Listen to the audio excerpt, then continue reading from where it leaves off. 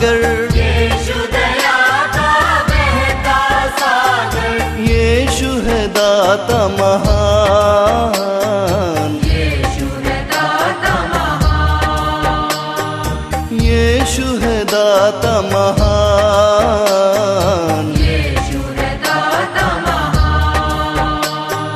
मुक्ति दिलाए यीशु नाम, शांति दिलाए यीशु नाम,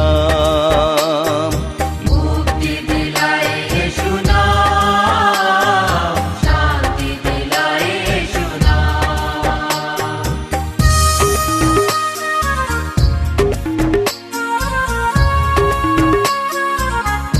एक वचन मैं पढ़ रहा हूं, आप उसको ध्यान से सुनिए। भजन संहिता 49 अध्याय का 20 पद है। जल्दी से आप खोल सकते हैं तो पढ़कर मिला सकते हैं, नहीं तो फिर घर पे पढ़िए या लिख लीजिए। भजन संहिता 49 अध्याय का 20 पद लिखा हुआ है, मनुष्य चाहे प्रतिष्ठित भी हों, परंतु यदि वे समझ नहीं रखते तो वे पशुओं के समान हैं जो मर मिटते हैं। मनुष्य चाहे प्रतिष्ठित भी हों, परंतु यदि वे समझ नहीं रखते तो वे पशुओं के समान हैं। बात समझ में आया? मनुष्य जो इस संसार में आपको दिखाई देते हैं, मनुष्यों में स्त्री और पुरुष दोनों आ जाते हैं। मनुष्य यदि समझ न रखता हो, कितना हो वो प्रतिष्ठित क्यों न हो जाए। प्रतिष्ठित का मतलब कि हर जगह आदर और सम्मान पाने वाला व्यक्ति,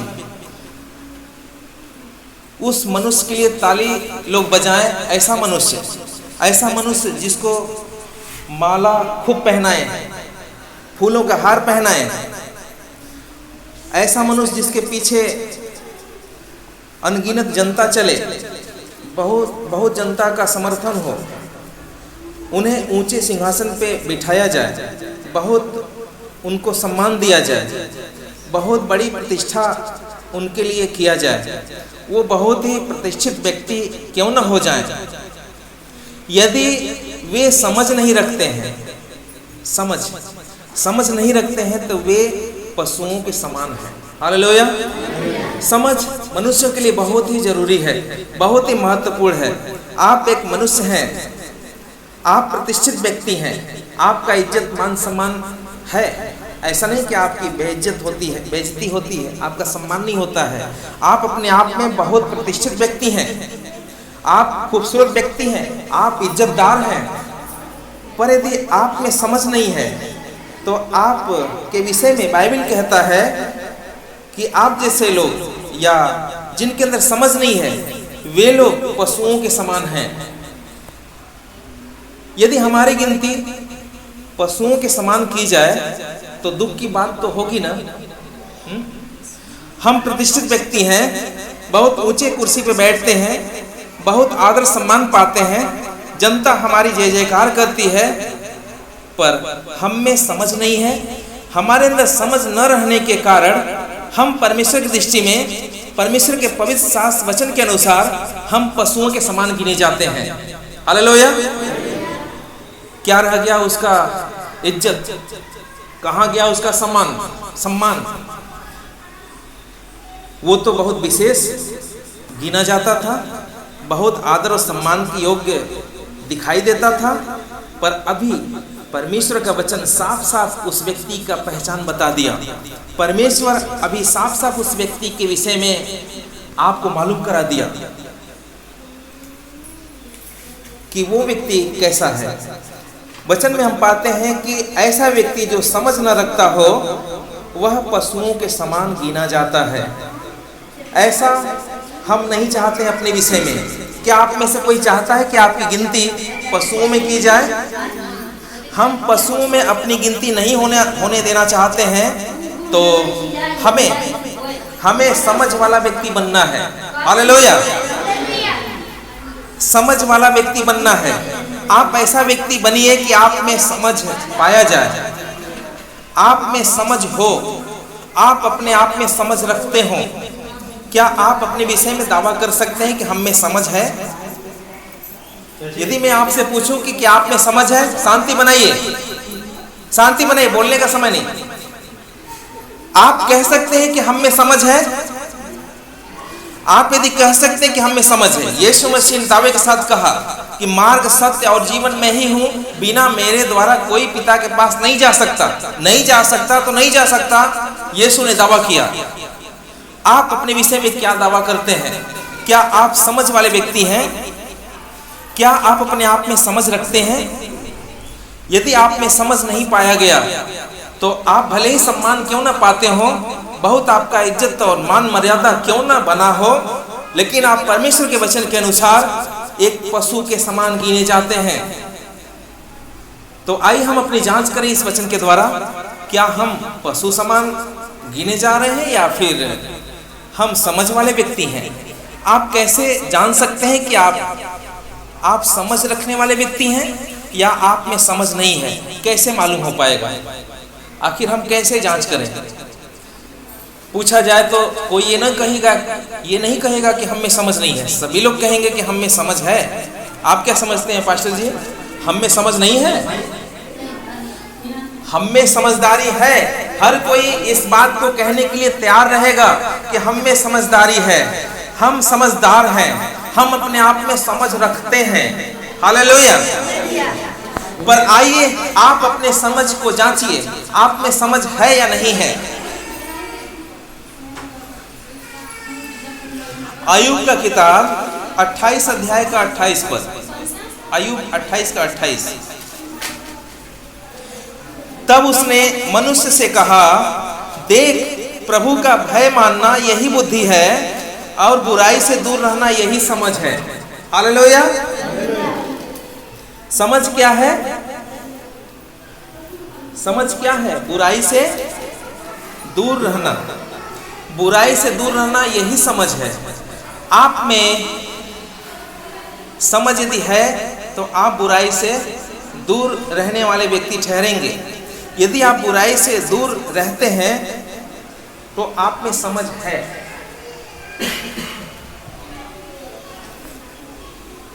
ऐसा ही है क्या? आप लोग बुराई से दूर रहते हैं? आप बुराई से दूर रहने वाले व्यक्ति सच में यदि हैं तो आप में समझ है। आप समझदार अपने आप को कह सकते हैं।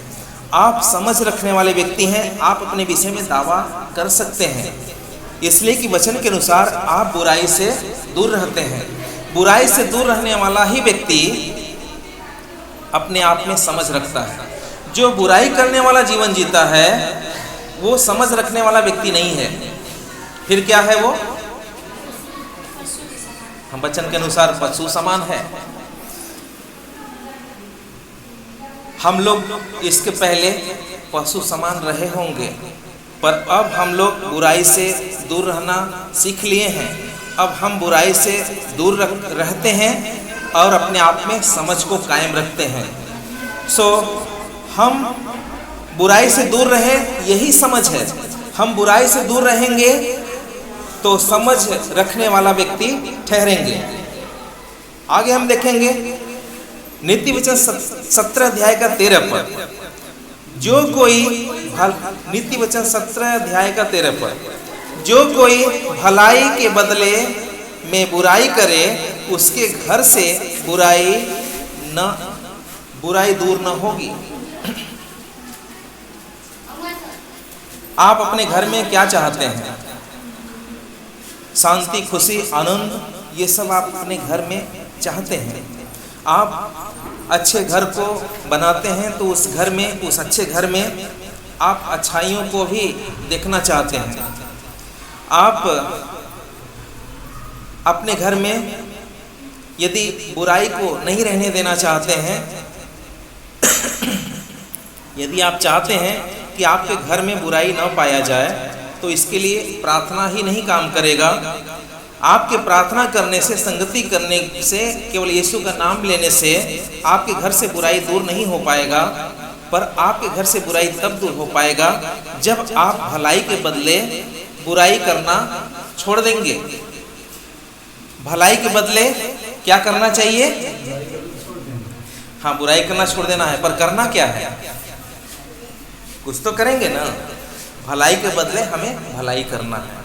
भलाई के बदले बुराई करने का आदत लोगों के अंदर पड़ा है। भलाई तो चाहते हैं कि लोग हमारा भला करें, लेकिन उनके साथ बुराई करते हैं। जो भलाई करता है उसी के साथ बुराई करते हैं, अपना मतलब सधा लेते हैं, और उनकी भलाई करने का जब समय आता है तो पीछे हटते हैं, यानी उनके साथ वो बुराई करते हैं। सो आप यदि भलाई के बदले भलाई ही करें, भलाई के बदले आप बुराई न करें, तो आपके घर से बुराई दूर हो सकती है। यदि आपका वही आदत बना रहे, भलाई के बदले आप बुराई ही करते रहें, भलाई के बदले बुराई करने का जो आदत आपका बढ़ चुका है, उसी आदत में यदि आप आज भी बने रहें और भलाई के बदले बुराई ही करते रहें, तो आपके घर से बुराई दूर न होगी। ये लिखा है ना, आपके घर से क्या दूर नहीं होगा? बुराई दूर नहीं होगा तो एक न एक बखेड़ा आपके बीच में खड़ा होगा ना। आपके घर में बुराई है, बुराई दूर नहीं हुआ तो अनेकों समस्या आपके घर में दिखाई दे सकता है। इसलिए आप निर्णय लीजिए कि हम चाहते हैं कि हमारे घर में बुराई न रहे, हम चाहते हैं कि हमारे घर से बुराई दूर हो जाए। तो घर से बुराई दूर होने के लिए आपको भलाई के बदले भलाई करना सीखना पड़ेगा, भलाई के बदले बुराई करने का आदत आपको बदलना पड़ेगा। हालेलुया। आप लोग याद कीजिए, किसने आपके साथ भलाई किया और आपने उसके साथ बुराई किया। जो आपने किया, पर अब यदि आप चाहते हैं कि आपके घर में बुराई न रहे, आपके घर से बुराई दूर हो जाए, तो आपको अब से भलाई करने वालों के साथ भलाई कीजिए, या भलाई के बदले आप भलाई कीजिए, बुराई करना बंद कीजिए। ठीक है? आपके बीच में पास्टर लोग आते हैं, या आपको चाहने वाले, आपसे प्रेम करने वाले लोग आते हैं, आपका भला चाहते हैं। आपका भला चाहने वाले कौन लोग हैं? आपका भला जो चाहता है वो कौन है? प्रभु के द्वारा ठहराया गया जो अगुआ है, उससे ज़्यादा आपका भला चाहने वाला कौन हो सकता है? आपके घर में आए हुए मेहमान, यदि कमी होती है तो वो आपको बेइज्जत करके जाएंगे। यदि कुछ उल्टा सीधा हो रहा है तो रगड़ के रगड़ के जाएंगे। ठीक है? वो हर तरह से आपका सामना करेंगे, पीछे नहीं हटेंगे कि जाने दीजिए रिश्तेदार हैं, जाने दीजिए अपने लोग हैं। शांत नहीं रहेंगे, चुप नहीं रहेंगे। उनका नारा है, ईंट का जवाब पत्थर से देना है, चाहे रिश्तेदार हो, चाहे कोई भी क्यों ना हो, हम जवाब देंगे। कैसे इसने कह दिया? क्या रिश्तेदारों में झगड़ा नहीं होता? इसने कैसे कहा, इसने कैसे बोला, इसकी ये मजाल। हम बताते हैं इसको कि हम कितना औकात वाले व्यक्ति हैं। लड़ने झगड़ने लगते हैं लोग। सो पास्टर आपके बीच में आते हैं, वो प्रभु के द्वारा ठहराए गए व्यक्ति हैं। प्रभु आपका भला चाहता है, इसलिए उस अगुवे को आपके बीच में भेजता है। उस अगुवे यानी उस पास्टर का काम है कि आपको उद्धार के मार्ग की कथा सुनाए, आपकी अगुवाई करे, आपकी देखभाल करे। परमेश्वर भला है, पर परमेश्वर आपकी भलाई के लिए आपके बीच में एक अगुवे को ठहराता है कि उसकी अगुवाई में आप चलें, जिससे कि आपका भला हो सके। अब वो आपकी भलाई के लिए आपके बीच में आता है। आप उसके साथ क्या करते हैं? आपको उसके साथ भलाई ही करना है। आपको उनसे प्रेम करना है, उनके लिए आपको बेहतर से बेहतर प्रेम दिखाना है। सो ये है भलाई के बदले भलाई। आपके बीच में प्रभु का चुना हुआ दास आए और आपने उनको पसंद नहीं करना चाहा, या वो आपको अच्छे नहीं लगे, उनका आना आपके लिए अच्छा नहीं था, या उनके आने से आप खुश नहीं थे। सो ये भी बुराई में ही शामिल है। ये सब भी सोच विचार और ये सब बातें बुराई में ही शामिल है। आप प्रभु के दास को आने से खुश होइए। वो आपका भला चाहता है, इसलिए आपके बीच में आता है और आपका मार्गदर्शन करता है, आपको सिखाता है, इसलिए कि वो आपका भला चाहता है। आज आपको जो भी शिक्षा दिया जा रहा है, इसमें भी आपकी भलाई छिपी हुई है। आपका भला हम लोग चाहते हैं, इसलिए आप लोगों को वचन सुनाते हैं। सो भलाई के बदले बुराई करने की आदत बदलने वाला व्यक्ति जो होता है उसके घर से बुराई दूर हो जाती है। आप कुछ और तरीका यदि अपना रहे हैं कि बुराई दूर हो जाएगी तो वो तरीका फेल हो जाएगा, वो तरीका काम नहीं कर सकता है। बुराई को दूर होने के लिए आपको भलाई के बदले बुराई करना करना पड़ेगा। ठीक है, आप घर से बुराई दूर करने के लिए एक समय में क्या करते थे? दीपावली के दिन क्या करते थे? कुछ तो करते थे, बहुत से लोग करते थे। दीपावली की रात दीप जलाने के बाद, दीप बुझने के बाद कुछ तो होता था, घर से दरिद्र निकल जाए, घर से बुराई निकल जाए, पर आज तक निकला नहीं। कितने आपके उपकरण टूट गए पर अभी बुराई निकला नहीं। आज आपको बुराई निकलने का तरीका पास्टर बताते हैं। परमेश्वर के वचन से आप जान लीजिए कि आपके घर से बुराई कैसे दूर हो सकता है। भलाई के बदले भलाई करने की आदत डाल लीजिए, भलाई के बदले बुराई करना छोड़ दीजिए, आपके घर से बुराई दूर हो जाएगा। हालेलुया। जो कोई चाहता है कि हमारे घर से बुराई दूर हो जाए, उसे भलाई के बदले भलाई ही करना है, बुराई नहीं करना है। आगे हम लोग देखते हैं नीति वचन 21 अध्याय का 9 पद। नीति वचन 21 अध्याय 9 पद लिखा है, लंबे चौड़े घर में झगड़ालू पत्नी के संग रहने से छत के कोने पर रहना उत्तम है। हालेलुया। आप में से कोई झगड़ालू पत्नी नहीं है? नहीं, सच में बोल रहे हैं? सब है। तब तो दुख की बात है। वचन कहता है, उस पति के लिए वचन है कि लंबा चौड़ा घर हम बनाए तो जरूर, हम खुशियों को दुगना करने के लिए और भी खुशहाल जीवन जीने के लिए हमने बेहतर घर बनाया, लंबा चौड़ा घर बनाया। पर इस लंबे चौड़े घर में यदि झगड़ालू पत्नी हो तो क्या लिखा है? उस झगड़ालू पत्नी के संग रहने से, उस लंबे चौड़े घर में उस झगड़ालू पत्नी के रहने से अच्छा है कि हम छत के किसी कोने में चले जाएं। बताइए, कोना हम पकड़ेंगे? लंबा चौड़ा घर बनाया गया है तो घर में जो सुविधाएं हैं उन सुविधाओं के बीच में रहने के लिए। तो पति भी तो होते होंगे तभी ना। अभी पति की बात हम नहीं कर रहे हैं, अभी पत्नी की बात सुन लीजिए, फिर पति की भी हम बात करेंगे। ठीक है। झगड़ालू पत्नी, यहाँ पे प्रभु को जो दिखाई दे रहा है उस विषय में प्रभु लोगों को बताना चाहता है। प्रभु जिसके विषय में कुछ देखेगा नहीं उसके विषय में क्या बातें करेगा, पर जिसके विषय में बात होगी तभी तो बात सुनने के लिए मिलेगा। तो यहाँ पे उस स्त्री के विषय में बातें हैं, पतियों के विषय में बातें हैं, वो अलग विषय है, पर अभी इसको भी जान लें। इसी में हो सकता है पति के विषय में भी आप जान लें।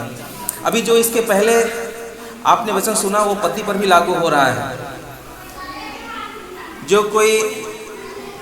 जो कोई सम्मानित व्यक्ति तो है, सम्मान आदर पाता है, प्रतिष्ठा पाता है, पर उसके अंदर समझ नहीं है, चाहे वो आपके पति हो चाहे पत्नी हो, यदि उनके अंदर समझ नहीं है तो वो पशु समान है।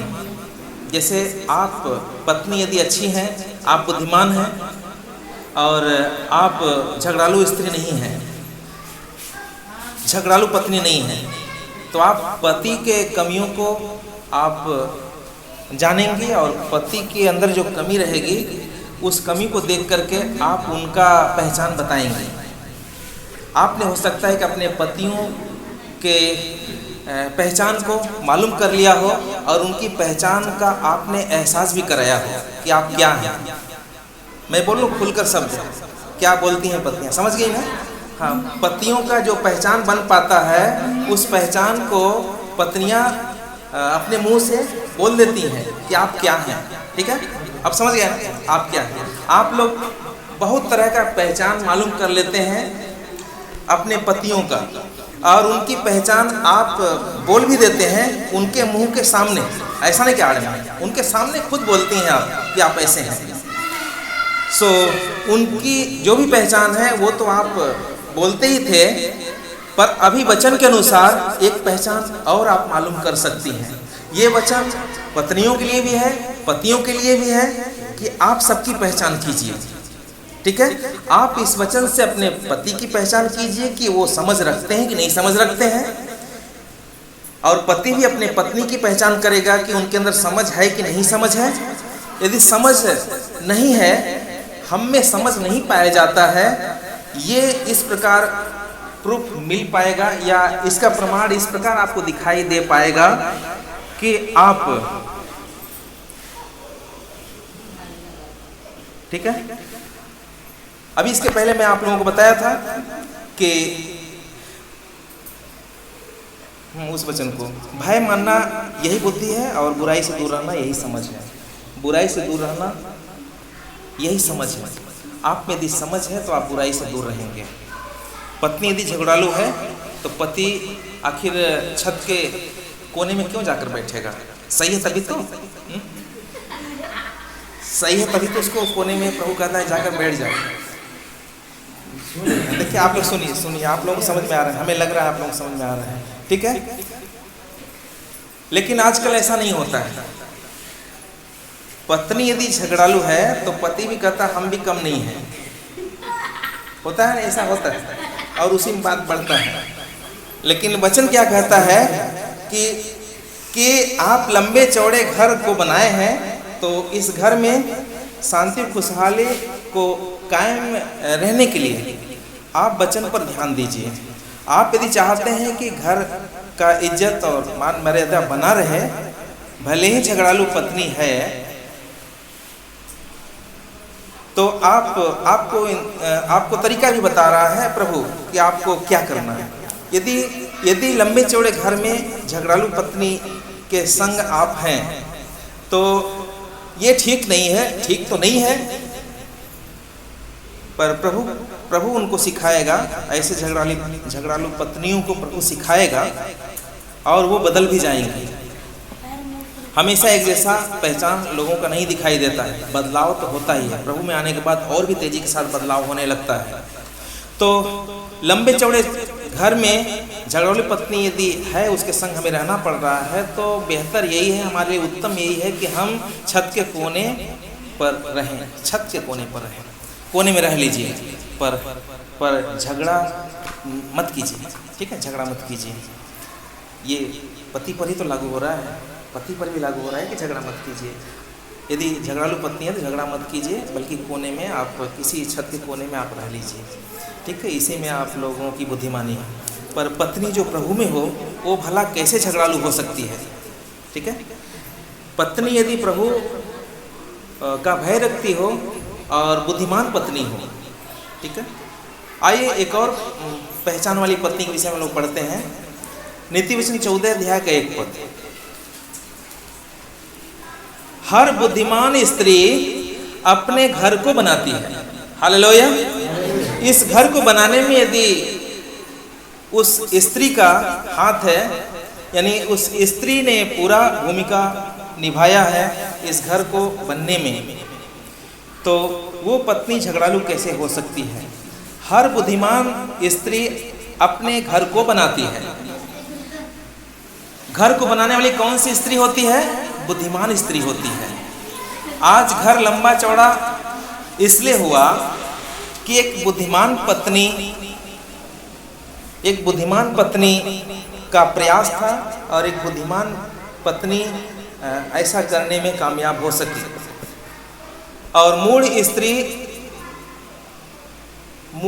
स्त्री उसको अपने हाथों से ढा देती है, पर बुद्धिमान स्त्री अपने घर को बनाती है।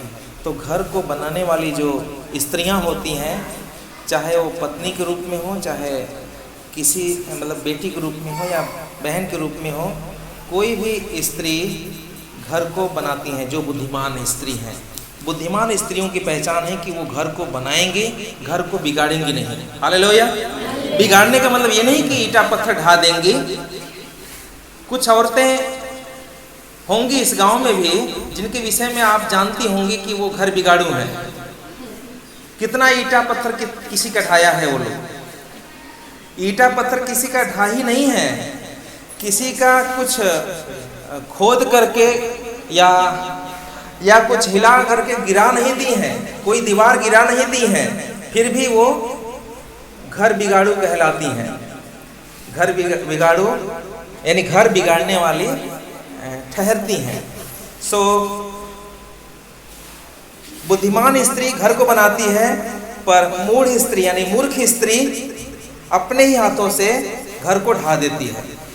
आइए हम लोग घर को बनाने वाला काम करें, बुद्धिमान बन करके। हमारे बीच में प्रभु की चुनी हुए दास और दासी लोग, आप लोग समझिए, आप लोग प्रभु में एक परिवार है, हम लोग भाई बहन हैं। हम लोगों को समझना है, अपने विषय में जांच करना है कि हम किस दशा में आज पाए जाते हैं। हम यदि बुद्धिमान नहीं हैं तो आप बुद्धि प्राप्त कीजिए। बुद्धिमान स्त्री अपने घर को बनाती है, पर बुद्धिमान वो कैसे हुई इसका भी आइए पता करते हैं। उसी वचन को हम दोहरा लेंगे।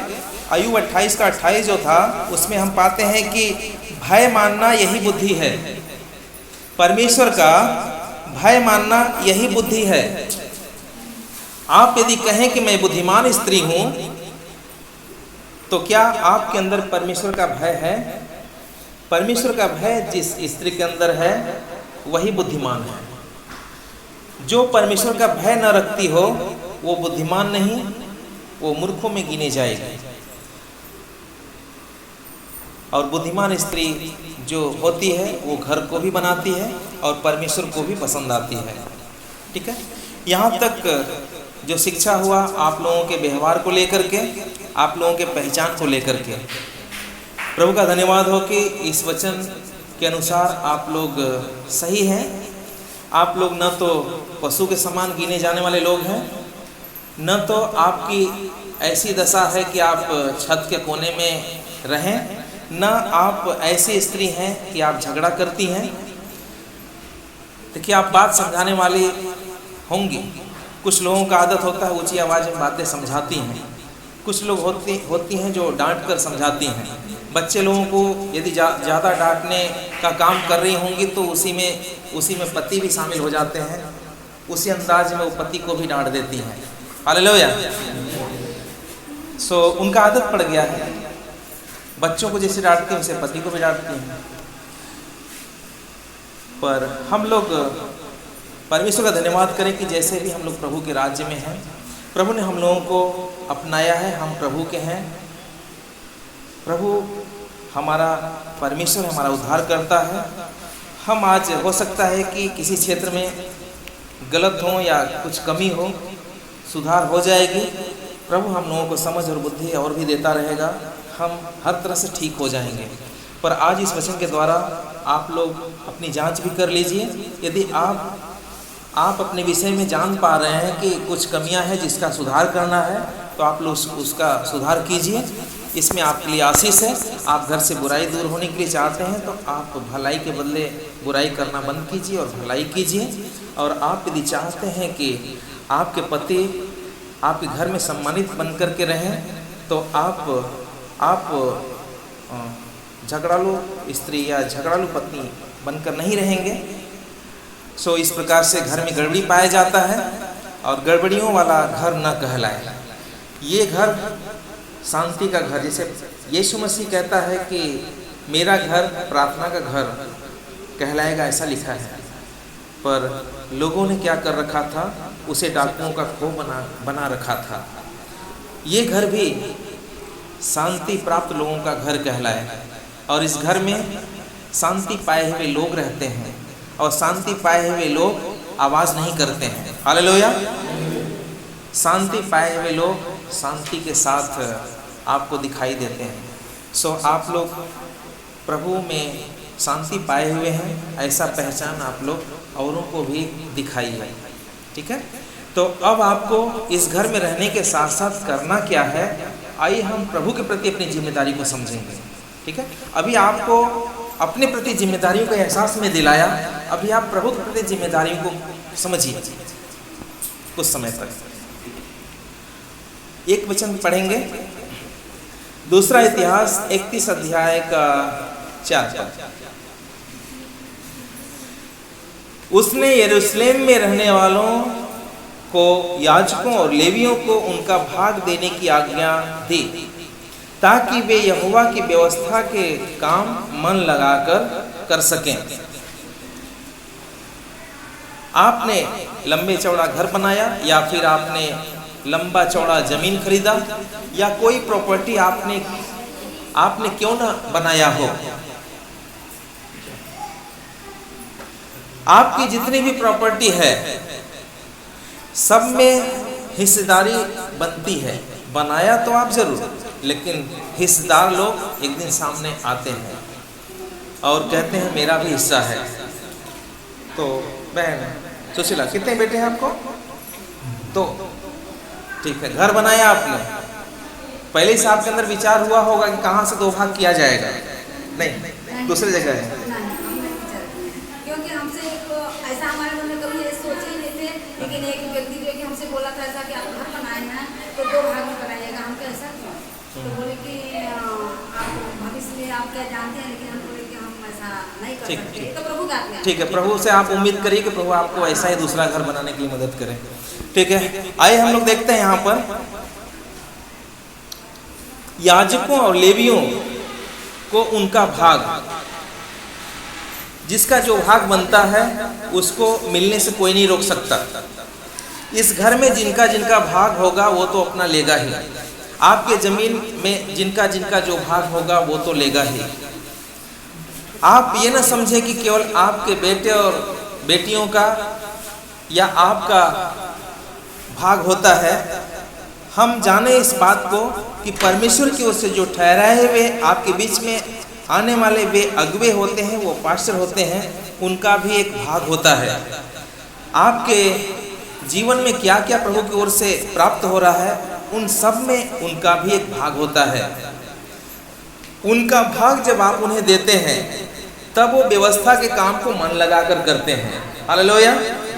आप यदि उनका भाग उनको न दें तो वो जो काम करने के लिए ठहराए गए हैं, व्यवस्था के काम को, यानी परमेश्वर के राज्य में सुसमाचार प्रचार के काम को और कलीसिया को देखने के काम को जो करने के लिए ठहराए गए हैं, आप लोगों के बीच में रहकर आप लोगों का अगुवाई, मार्गदर्शन और शिक्षा दीक्षा का काम करने के लिए जो वो ठहराए गए हैं, इस काम को वो मन लगाकर तभी कर पाएंगे जब आप उनका भाग देना शुरू करेंगे।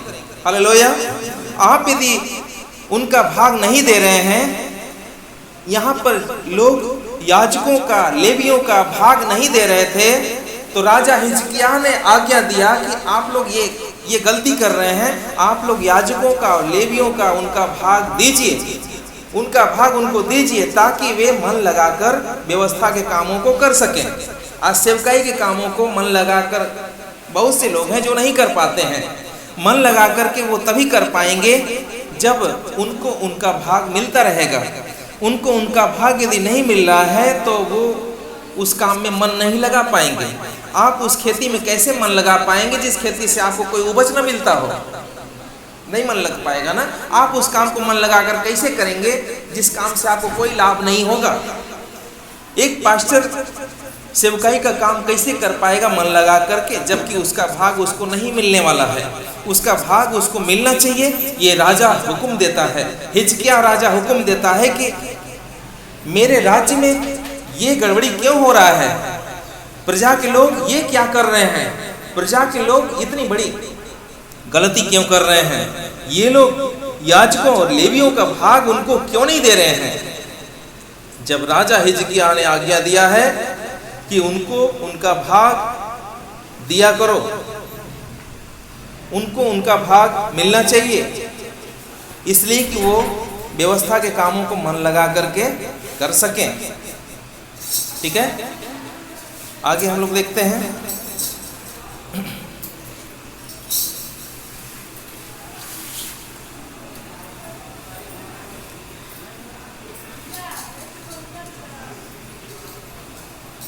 क्या देना है वचन में हम लोग देखते हैं।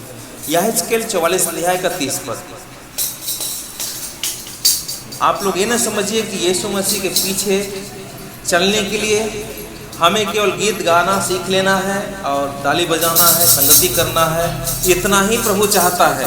इतना ही से पूरा हो जाएगा। इतना ही करते हुए हम स्वर्ग में चले जाएंगे, अनंत काल का जीवन हमें प्राप्त हो जाएगा और हम स्वर्ग में अनंत काल तक परमेश्वर के साथ राज्य करेंगे। बहुत काम है आप लोगों को करना है। उन कामों के विषय में परमेश्वर आपको याद दिलाना चाहता है। यहेजकेल का किताब 44 अध्याय का 30 पद, सब प्रकार की सबसे पहली उपज और सब प्रकार की उठाई वस्तु को तुम उठाकर चढ़ाओ, याजकों को मिला करे, और नए अन्न का पहला गुथा हुआ आटा भी याजक को दिया करना, जिससे तुम लोगों के घर में आशीष हो। अब घर में आशीष की बात आप जान लीजिए। आपके घर में आशीष केवल प्रार्थना से नहीं उमड़ने लगेगा, केवल प्रार्थना से, आंसू बहाने से, मांगने से आपके घर में आशीष की भरपूरी नहीं हो जाएगी। आपके घर में आशीष केवल प्रार्थना से नहीं आ जाएगी। आपके घर में आशीष किस प्रकार आएगा, प्रभु आपको तरीका बताता है। आप जब तक कि इस तरीका को अपनाएं ना, आपके घर में आशीष भला कैसे आ सकता है। प्रभु आपको आशीष किसी और तरह से देना चाहता है। अब आप आशीष किसी और तरह से लेना चाहते हैं। प्रभु आपको अन्न देना चाहता है खेतों के द्वारा, और आप कहें कि हमें अन्न प्रभु आसमान से गिराए, तो ये नहीं हो सकता है ना। आपके तरीका के अनुसार या आपके सोच के अनुसार प्रभु कार्य नहीं करेगा। प्रभु अपने तरीके से, अपने सोच के अनुसार, अपने इच्छा से वो हर कार्य करेगा। आपको वो भोजन खेतों के द्वारा, खेत में आप मेहनत करते हैं, बीज बोते हैं, आपको वहाँ से खाने के लिए मिलता है। परमेश्वर आपके चाहने से सिस्टम बदल नहीं देगा। आपके चाहने से वो आसमान से अन्न गिराने नहीं लगेगा। हालेलुया। यहाँ पर परमेश्वर आपके घर में आशीष देने का जो तरीका बता रहा है, इस तरीका को आपको अपनाना है। यदि आप इस तरीका को नहीं अपना रहे हैं तो आपके घर में आशीष आपके तरीके से नहीं आ सकता है। हालेलुया। आपके तरीके से आशीष नहीं आ सकता है। आप अपने घर में यदि आशीष चाहते हैं तो आपको ये काम करना पड़ेगा। लिखा हुआ है पहली उपज।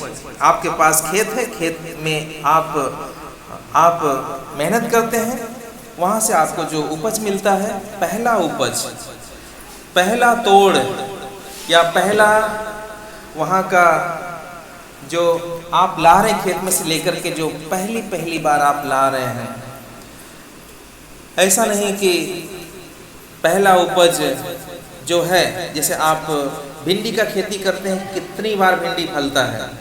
एक बार फला तो आप जान जाते हैं कौन कौन फल को तोड़ना है, कौन कौन भिंडी तोड़ना है, आपको मालूम हो जाता है। उसी भिंडी को आप तोड़ते हैं।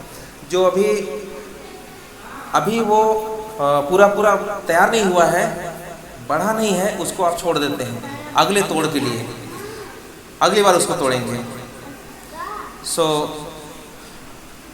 जो खेतों से आपको उपज मिलता है, कई बार उपज मिलता है, कई बार उपज मिलने वाला जो आपके बीच में पौधे होते हैं, जो पेड़ होते हैं, कई बार उपज मिलने वाला, उसका पहला उपज आपको परमेश्वर के पास ले आने की ज़रूरत है। उसे आप याजकों को दीजिए, उन पास्टरों को दीजिए, उनको आपको देने की ज़रूरत है। आपको ये भी प्रभु बताना चाहता है कि याजक वो हैं, अगुवे वो हैं, सेवकाई के लिए ठहराए गए जो व्यक्ति हैं, वो ऐसे व्यक्ति हैं कि आप उनको गूथा हुआ भी आटा दे सकते हैं। आपने कभी गूथा हुआ आटा दिया? नहीं। गूथा हुआ आटा हो सकता है लोग लेना भी ना चाहें, लेकिन याजक जो प्रभु का चुना हुआ दास है, आपका दिया हुआ आटा भी ले जाकर गूथ कर ही खाएगा। हालेलुया। गूथेगा तभी खाएगा, तभी रोटी बनेगा। याजक को गूथा हुआ आटा देने की बात यहाँ पर प्रभु कहता है। आप गूथे हुए आटे को याजक को दे सकते हैं। इसमें भी आपके लिए आशीष है। ठीक है, आप जान रहे हैं कि याजक हमारे बगल में नहीं बसे हैं, गूथा हुआ आटा देंगे तो घर जाते जाते खराब हो सकता है, तो गूथने के लिए आटा दे सकते हैं। हालेलुया। गूथा हुआ आटा न देकर गूथने के लिए आटा दे सकते हैं। ऐसा हो सकता है कि नहीं? करते हैं या नहीं? करते हैं, करते हैं।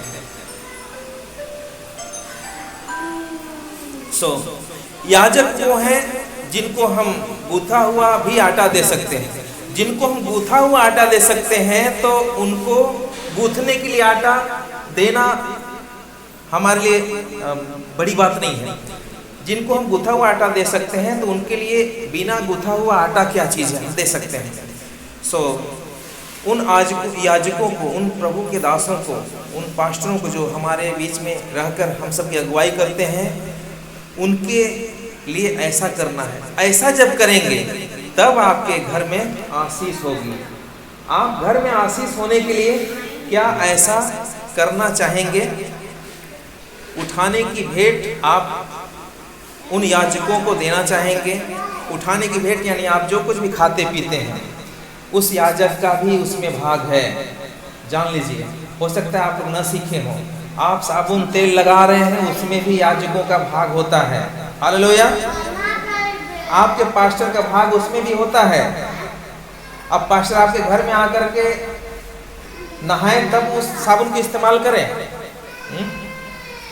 अब आप के घर में पास्टर आकर नहाएंगे और कपड़े भी लेकर आएंगे, साफ करेंगे, तब तो आपके साबुन का इस्तेमाल करेंगे। आपके घर में जो रहते हैं वो ऐसा करते हैं ना, उनके लिए तो संभव है। वो लोग आपके घर में रह करके आपके घर में जो साबुन है, जो तेल है, जो और भी चीज़ें हैं उसको इस्तेमाल करेंगे। आप उनको नहीं रोकते हैं ना। आपके याजक भी, आपके पास्टर भी तो आपके घर के ही लोग हैं, उनका भी तो भाग बनता है। उनका भाग भी आप नहा जाते, खा जाते हैं। होता है ऐसा ही। याजक को नहाने का जो भाग था, खाने का जो भाग था, पीने का जो भाग था, उनके वस्त्र साफ करने का जो भाग था, वो भी हमने इस्तेमाल कर लिया, हमने उसको खा पी गया। तो कहाँ आशीष आएगी घर में? हालेलुया। याजकों का भाग आप खाते हैं, यानी याजकों का भाग आप खाते हैं, याजकों का भाग भी आप खा जाते हैं, याजकों का भाग भी आप पी जाते हैं, याजकों का भाग भी आप इस्तेमाल कर जाते हैं अपने कपड़ों को साफ करने के लिए। तो बताइए, घर में आशीष की कमी तो रहेगी ही ना। आशीष यदि चाहते हैं तो याजकों का भी भाग लगाइए। हमने अच्छे साबुन को लगाया, हमारे पास्टर जी कौन सा साबुन लगाते होंगे, हम थोड़ा पास्टर को भी अच्छे साबुन को लगाने का मौका देते हैं, यानी उनको भी मैं उनका भाग देता हूं ताकि पास्टर भी अच्छे साबुन लगा सकें। ठीक है, आइए हम समझे इस बात को, आगे बढ़ते हैं।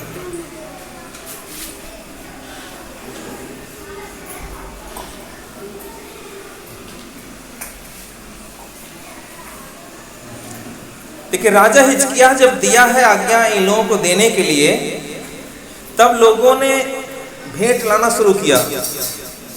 लोग यहोवा के भवन में उठाई हुई भेंट लाने लगे। तब से क्या होने लगा? यहाँ पे याजक लोगों की गवाही है। याजक राजा हिजकिय्याह से कह रहे हैं, जो प्रभु का काम करने वाले लोग हैं वे लोग हिजकिय्याह राजा से कह रहे हैं, देखिए हमको यदि कमी घटी होगी तो हम अपने राजा से कहेंगे कि नहीं? पास्टर को यदि कमी होगी तो वो अपने राजा प्रभु यीशु से कहेगा कि नहीं? तो आज पास्टर अपनी कमी को यीशु मसीह से कहते हैं। जिस प्रकार यहाँ पर याजक लोगों ने हिजकिय्याह राजा से अपने जीवन के कमियों को बताया है, तब हिजकिय्याह राजा ने आज्ञा दिया कि मेरी प्रजा के लोगों के बीच में ऐसा नहीं होना चाहिए। प्रजा के लोगों को उसने आज्ञा दिया है कि याजकों का जो भाग है उसको दिया करो, याजकों का भाग दीजिए ताकि वो व्यवस्था के कामों को मन लगा करके करें। और याजकों का भाग याजकों को देने से आपके घर में भी आशीष आती है। तो बताइए, ऐसा करना आपके लिए लाभ तो है ना? और यहाँ पर जब राजा ने आज्ञा दिया है तो लोग भेंट लाना शुरू कर दिए हैं। आपको आज यीशु मसीह राजा होने के जगह से, राजा के पद से आपको आज्ञा देता है, आप भी यीशु मसीह की आज्ञा को स्वीकार कीजिए और याजकों का भाग याजकों को देना सीखिए। इसमें आपके लिए आशीष है। जब लोगों ने ला करके देना शुरू किया। उठाई हुई भेंट यही है। आप घर में 1 दर्जन साबुन मंगाए तो कुछ साबुन हमें याजक लोगों के लिए भी अलग रखना है, पास्टर लोगों के लिए अलग रखना। आएंगे तो उनको हम भेंट देंगे, उनको हम देंगे, क्योंकि उनका ये भाग है। आपने कभी ऐसा विचार बनाया कि उनका भी एक भाग होता है? नहीं। अधिकार के साथ आप कहते तो हैं कि पास्टर जी ये ठीक नहीं चल रहा है, वो ठीक नहीं चल रहा है, यहाँ के लिए प्रार्थना कीजिए, वहाँ के लिए प्रार्थना कीजिए। आप उस याजक को प्रसन्न रखेंगे तो यीशु आपसे प्रसन्न रहेगा। यीशु के चेले लोगों के साथ आप जो करेंगे वो आप यीशु के साथ करते हैं। इसलिए याजकों की ज़रूरतों में आप उनका साथ दे रहे हैं, आप यीशु की ज़रूरतों में साथ दे रहे हैं।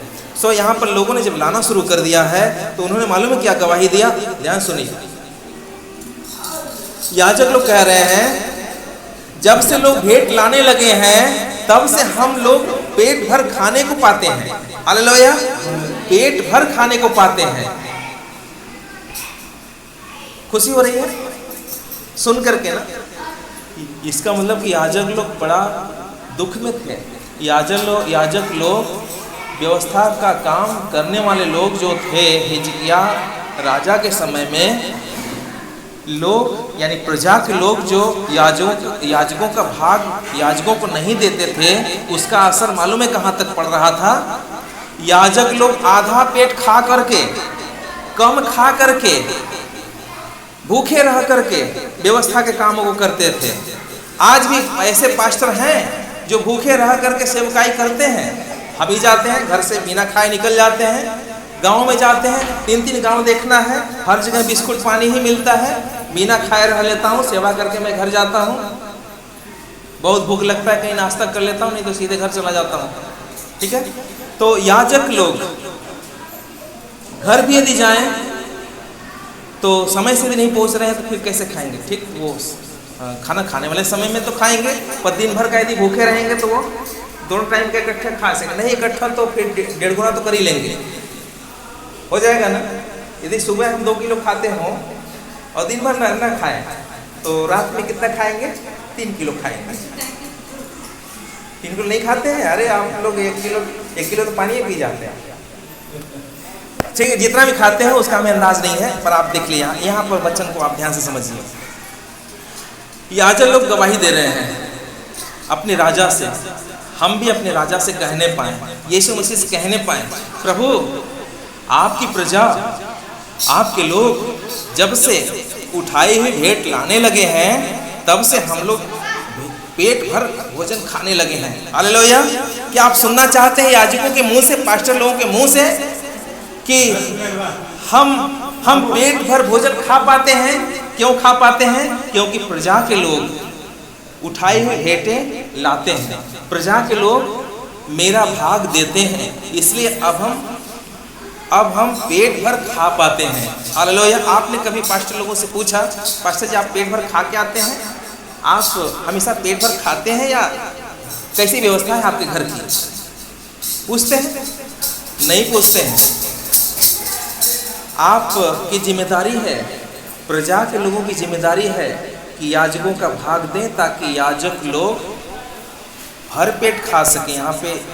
यहाँ पे हिजकिय्याह के आज्ञा को सुनकर लोगों ने जब उठाई हुई भेंटें लाने लगे हैं तो याजक लोग पेट भर खाने लगे हैं। आज आपको तकलीफ नहीं होती है यदि आपके बीच में आपके अगुवे जो याजक के पद पे हैं वो पेट भर न खाते हैं और आप पेट भर खा लें कि प्रार्थना न हो सके, आप प्रार्थना में बैठ न सकें, ये ठीक है? कैसे आपसे हजम होता है? आप भर पेट खाएं और आपके याजक, आपके पास्टर भर पेट न खा पाते हों, इसलिए कि आप याजक का भाग कभी दिए ही नहीं। आपके पास्टर जी प्रभु से कह सकें कि प्रभु प्रजा के लोग उठाई हुई भेंट लाने लगे हैं, जब से लाने लगे हैं तब से आपका ये दास पेट भर खा पाता है और बचा भी रहता है। यहाँ पे देख रहे हैं कि बहुत बचा हुआ भी था जिसका ढेर यहाँ पे राजा को दिखाई दिया है। ठीक है, राजा को दिखाई दिया है। एक और वचन पढ़ के मैं समाप्त करूँगा।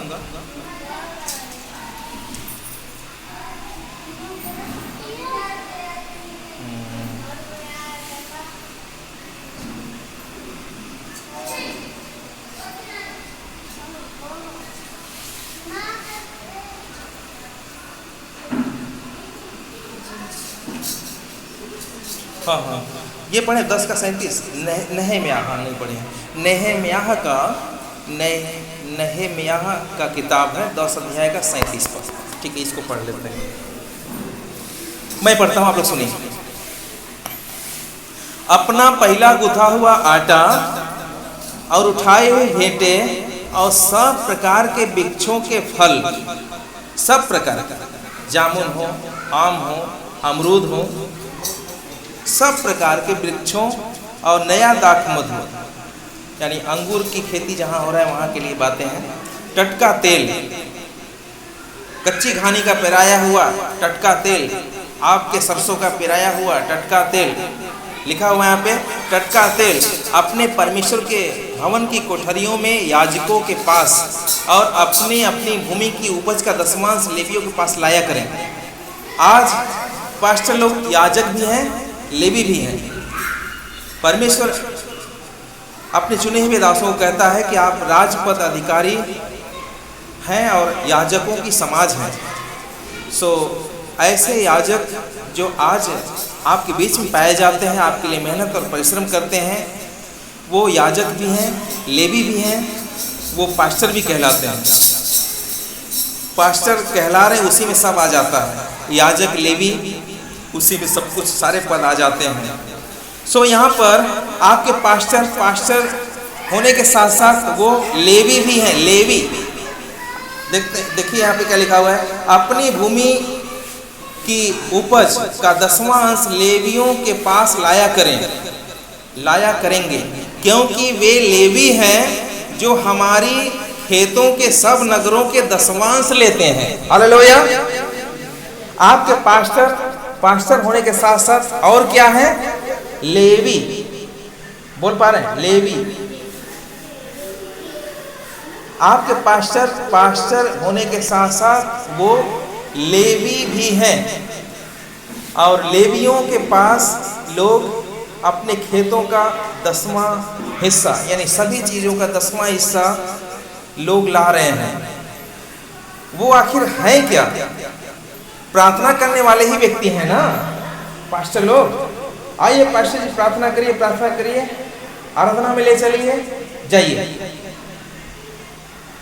पास्टर लोग केवल प्रार्थना ही करने वाले आपको समझ में आते हैं तो ये आपकी भूल है। पास्टर लोग प्रार्थना ही करने वाले लोग नहीं हैं, वो लेवी हैं। लेवी वो हैं इसलिए, लेवी होने के नाते वो क्या करते हैं? लिखा है वचन में, क्योंकि वे लेवी हैं जो हमारी खेतों की सब नगरों के 10वां अंश लेते हैं। लेवी लेते हैं, क्या लेते हैं? कहाँ का? सभी नगरों का 10वां, सभी खेतों, मतलब सब खेतों का, सब नगरों में जो खेत है, कई नगरों में लोगों का खेत होता है, कई गांव में खेत होता है, सभी गांवों के खेतों का जो 10वां अंश है वो लेवी लेते हैं। लेवी आपके खेतों के 10वां अंश को लेते हैं। 10वां अंश को लेवी लेते हैं। लेवी का काम है आपके खेतों के, सभी नगरों के खेतों के 10वां अंश को लेना। ठीक है। आपके पास्टर होने के साथ साथ, शिक्षा देने के साथ साथ, आपका अगुवाई करने के साथ साथ वो लेवी हैं, यानी लेने वाले व्यक्ति हैं। हालेलुया। आप ये ना कहें कि पास्टर लेने का काम क्यों करेंगे। पास्टर लेने वाले नहीं होते हैं, पास्टर को देना नहीं चाहिए। आप क्या समझते हैं? लेवी लेते ही हैं। लेवी हैं ही इसीलिए कि वो आपसे 10वां अंश लें। लेवी 10वां अंश ही आपसे लेते हैं। लेवी लेने के लिए ही लेवी हैं। हालेलुया। बात समझ रहा है? समझ में आ रहा है? लेवी आपसे लेने के लिए ही लेवी हैं, और लेवियों का काम क्या है? आपसे 10वां अंश को लेना। अब आप ना देना चाहे वो आपका अलग बात है, लेकिन लेवी का काम यही है कि वो आपसे ले। तो आप अब पास्टर को लेवी भी यदि समझ रहे हैं तो कब से आप लेवी समझ करके उनको लेने देना चाहेंगे, या आप उनको देंगे ताकि वो ले सकें, यानी वो लेवी होकर के लेने का काम कर सकें, यानी आप उनको लेने दीजिए। कब से आप उनको अवसर देंगे, या ये अवसर उस पास्टर को कब मिलेगा कि वो लेवी बन करके आपसे लेना शुरू करे। हालेलुया। अब तक आपके बीच में वो समय देता रहा, प्रार्थना करता रहा, आप प्रभु को प्रेम देते थे, दान और दसवां जो भी देते थे वो लेके जाते थे, सेवा में खर्च करते थे। आप क्या ही आने में हो सकता है उनका खर्च हो जाता रहा हो, पर उनको आप इतना ही तक सीमित करके मत रखिए। वो लेवी भी हैं, वो आपसे पूरा हिस्सा लेने वाले लेवी हैं, आपसे अपना पूरा हिस्सा लेने वाले लेवी हैं।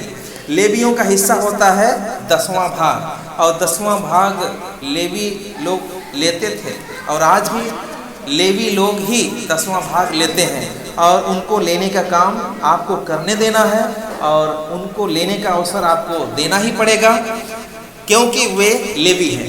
हालेलुया। आप अभी तक जितना आपको शिक्षा के द्वारा समझाया गया, समझ में आ गया तो ठीक है, यदि नहीं समझ में आया है तो आप हमसे पूछिएगा कि पास्टर जी आपने ये क्या सिखाया, क्या अब तक हम ऐसा नहीं कर रहे हैं क्या?